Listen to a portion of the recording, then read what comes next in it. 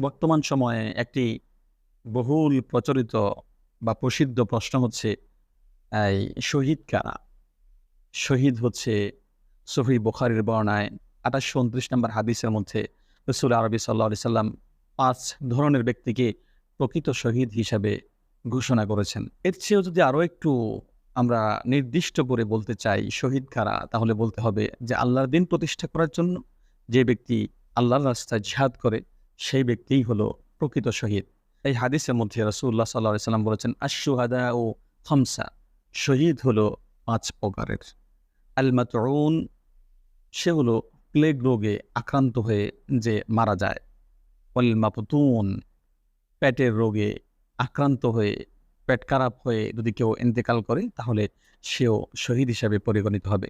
ওয়াল গরিকু পানিতে পড়ে কেউ যদি ডুবে মারা যায় সেও শহীদ হিসাবে পরিগণিত হবে। ওয়াসাহিবুল হাদামি ছাদ ঘরের যে ছাদ থাকে সেটি যদি ধসে কেউ ইন্তেকাল করে পড়ে মারা যায় সেও শহীদ হিসাবে পরিগণিত হবে।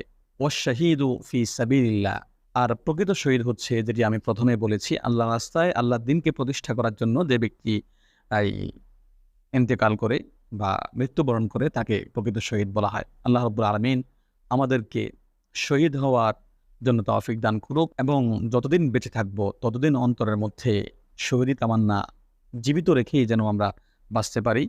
তাহলে আল্লাহ রাব্বুল আলামিন আমাদেরকে হাকিকি শহীদ না হলেও অন্ততপক্ষে ৫০ প্রকারের যেই হুকমান শহীদ রয়েছে তাদের মধ্যে অন্তর্ভুক্ত করবেন ইনশাআল্লাহ।